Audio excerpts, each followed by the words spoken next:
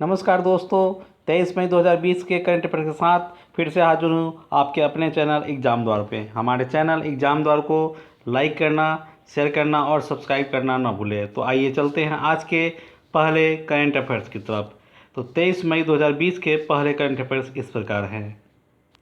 अंतर्राष्ट्रीय जैव विविधता दिवस निम्न में से किस दिन मनाया जाता है? और इसके ऑप्शन हैं 10 जनवरी, 15 मार्च, 19 अप्रैल, 22 मई। और इसका सही उत्तर है 22 मई। आइए जानते हैं इसकी व्याख्या। जैव विविधता दिवस को प्राकृतिक एवं पर्यावरण संतुलन बनाए रखने में जैव विविधता का महत्व देखते हुए अंतर्राष्ट्रीय दिवस के रूप में मनाने का निर्णय लिया गया। अंतर्राष्ट्रीय जैव विविधता का उद्देश्य ऐसे पर्यावरण का निर्माण करना है जो जैव विविधता में समृद्ध, टिकाऊ एवं आर्थिक गतिविधियों हेतु अवसर प्रदान कर सके। इसमें विशेष तौर पर वनों की सुरक्षा, संस्कृति, जीवन के कला, शिल्प, संगीत, वस्त्र, भोजन, औषधीय पौधों का महत्व आदि को प्रदर्शित करके जैव विविधता के महत्व और उसके न होने पर होने वाले खतरों के बारे में जागरूक करना है। बढ़ते हैं आज के दूसरे करंट अफेयर्स की तरफ। आरबीआई ने 22 मई 2020 को रेपो रेट में कितने फीसदी की कटौती की घोषणा की है? और इसके ऑप्शन हैं 0.4%, 0.7%, 0.8%, 0.2%। और इसके सही उत्तर है 0.4%। आइए जानते हैं इसकी व्याख्या।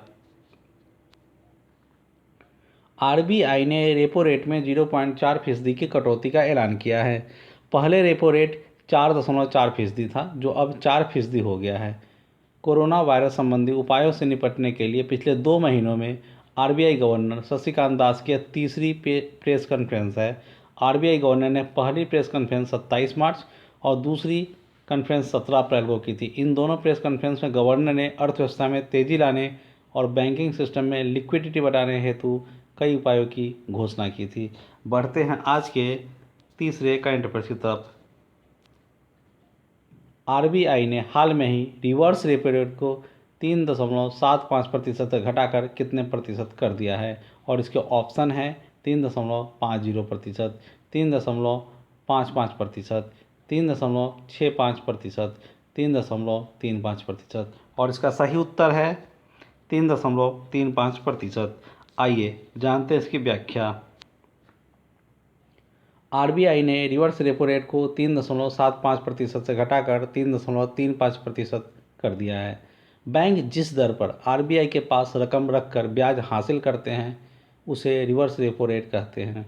रिवर्स रेपो रेट में कमी का मतलब है कि बैंकों को अपना अतिरिक्त पैसा रिजर्व बैंक के पास जमा कराने पर कम ब्याज मिलेगा।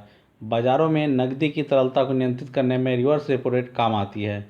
नकदी बाजार में जब भी बहुत ज़्यादा दिखाई देती है तो आरबीआई रिवर्स रेपो रेट बढ़ा देता है, जिससे कि बैंक ज़्यादा ब्याज कमाने हेतु अपनी रकम उसके पास जमा करा दे। बढ़ते हैं आज के अगले करंट अफेयर्स की तरफ। हाल ही में किस आईआईटी के अनुसंधानकर्ताओं ने अल्जाइमर की वजह से थोड़े समय के लिए जाने वाली याददाश्त को रोकने या कम करने हेतु नए तरीके विकसित करने का दावा किया है? और इसके ऑप्शन हैं IIT Delhi, IIT Guwahati, IIT Kanpur और आईआईटी खड़गपुर। और इसका सही उत्तर है आईआईटी गुवाहाटी। आइए जानते हैं इसकी व्याख्या। आईआईटी गुवाहाटी के अनुसंधानकर्ताओं ने दावा किया है कि उनके अनुसंधान में एक अलग तरीका मिला है जो अल्जाइमर की बीमारी टाल सकता है। आईआईटी गुवाहाटी के 4 सदस्यों वाली टीम ने दिमाग में न्यूरोटॉक्सिक अणु को जमा होने से रोकने के तरीकों का पता लगाने के लिए अल्जाइमर के न्यूरोकेमिकल सिद्धांत का अध्ययन किया है।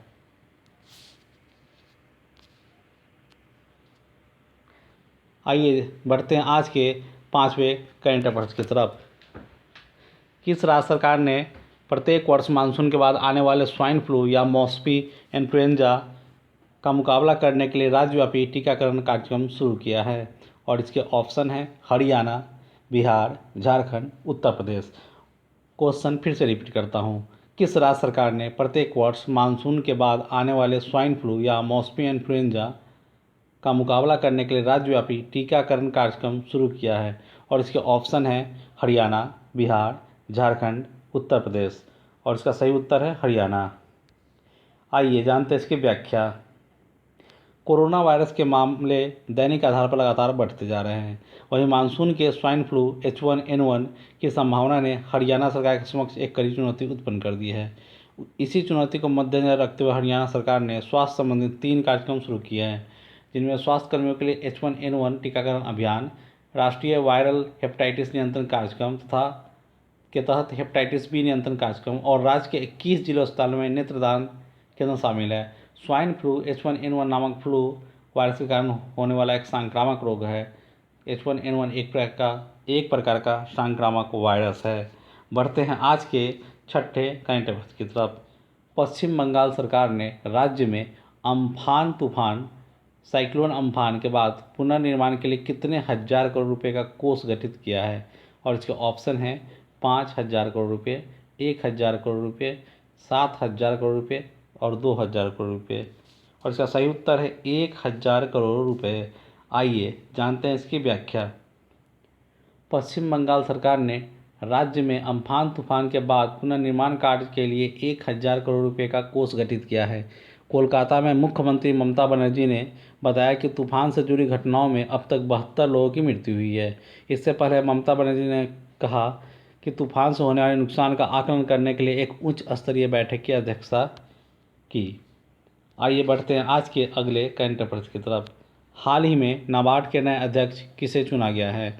और इसके ऑप्शन हैं राहुल त्यागी, विक्रम सचदेवा, गोविंदा राजुलू चिंटला और प्रकाश महादेवा। और इसका सही उत्तर है गोविंदा राजुलू चिंटला। आइए जानते हैं इसकी व्याख्या। केंद्रीय मंत्रिमंडल की नियुक्ति समिति ने गोविंदा राजुलू चिंटला को राष्ट्रीय कृषि और ग्रामीण विकास बैंक का अध्यक्ष नियुक्त करने की मंजूरी दे दी है। वे वर्तमान में नाबार्ड के मुख्य महाप्रबंधक के रूप में सेवारत हैं और जुलाई 2022 में अपनी सेवानिवृत्ति तक पद पर बने रहेंगे। वर्तमान में डॉक्टर हर्ष कुमार भानवाला नाबार्ड के अध्यक्ष के रूप में सेवारत हैं। बढ़ते हैं आज के अगले करंट अफेयर्स की तरफ। अमेरिकी सीनेट ने किस देश की कंपनियों को स्टॉक एक्सचेंज से हटाने का विधेयक पारित कर दिया है? और इसके ऑप्शन हैं नेपाल, भारत, रूस, चाइना। और इसका सही उत्तर है चाइना। बढ़ते हैं आज की व्याख्या के साथ। सीनेट ने सर्वसम्मति से इस विधेयक को मंजूरी दी। विधेयक रिपब्लिकन सीनेटर जॉन केनेडी और डेमोक्रेट सीनेटर क्रिस वैन होल्लेविन ने पेश किया था। इसके तहत कंपनियों को यह स्पष्टीकरण करना होगा कि उनका स्वामित्व या नियंत्रण विदेशी सरकार के हाथ में नहीं है।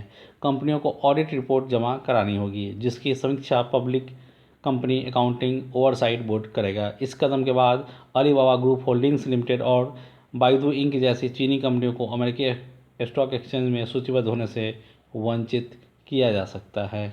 हमारे चैनल एग्ज़ाम द्वार पे आपको प्रीवियस ईयर आरआरबी एनटीपीसी के previous year question bank, math series 50-50 GK series and 2020 fast math series भी मिलेंगे। हमारे डिस्क्रिप्शन में जाइए, वहाँ आपको लिंक मिलेंगे जिससे ये सारे वीडियो आप देख सकते हैं। साथ ही हमारे चैनल को शेयर कीजिए और सब्सक्राइब कीजिए। बढ़ते हैं आज के अगले करंट अफेयर्स की तरफ। आज का 9 करंट अफेयर्स इस प्रकार है। अंतर्राष्ट्रीय चाय दिवस निम्न में से किस दिन मनाया जाता है? और इसका ऑप्शन है 21 मई, 15 जनवरी, 27 मार्च, 12 अप्रैल। और इसका सही उत्तर है 21 मई। आइए जानते हैं इसकी व्याख्या। संयुक्त राष्ट्र ने अर्थव्यवस्था और लोगों के जीवन में चाय के महत्व को देखते हुए 21 मई को अंतर्राष्ट्रीय चाय दिवस घोषित किया था। संयुक्त राष्ट्र ने चाय के औषधीय गुणों के साथ साथ सांस्कृतिक महत्व को भी मान्यता दी है। दरअसल Bharat, Sri Lanka, Nepal, Vietnam, Indonesia, Bangladesh, Kenya, Malawi, Malaysia, Uganda और तंजानिया जैसे चाय उत्पादक देशों में साल 2005 से 15 दिसंबर को अंतर्राष्ट्रीय चाय दिवस मनाया जाता रहा है, मगर साल 2015 में भारत ने संयुक्त राष्ट्र महासभा से सिफारिश की थी कि 21 मई को अंतर्राष्ट्रीय चाय दिवस घोषित किया जाए, जिसके बाद संयुक्त राष्ट्र ने 15 दिसंबर 2019 को 21 मई को अंतर्राष्ट्रीय चाय दिवस घोषित कर दिया। बढ़ते हैं आज के अगले और अंतिम करंट अफेयर्स की तरफ। विमानन मंत्रालय ने लॉकडाउन के बीच किस तारीख से 1/3 घरेलू उड़ानों को फिर से शुरू करने की घोषणा की है? और इसके ऑप्शन है 29 मई, 25 मई, 5 जून और 1 जुलाई। और इसका सही उत्तर है 25 मई। आइए जानते हैं इसकी व्याख्या। मंत्रालय ने कहा कि वह हवाई किराए की न्यूनतम एवं अधिकतम सीमा निर्धारित करेगा और विमानन कंपनियों को कोविड-19 महामारी के दौर में इसका पालन करना होगा। उसने कहा कि शुरुआत वाले दिन 25 मई को सीमित परिचालन लगभग 1/3 की अनुमति होगी। मंत्रालय ने कहा कि यात्रियों को उड़ान के निर्धारित समय से कम 2 घंटा पहले हवाई अड्डे पहुंचना होगा और वेब चेक इन करा चुके यात्रियों को ही टर्मिनल में प्रवेश दिया जाएगा। इसके साथ ही आज 23 मई 2020 के करंट अफेयर्स यहीं ख़त्म होते हैं। 24 मई को हम फिर से हाजिर होंगे। तब तक के लिए धन्यवाद।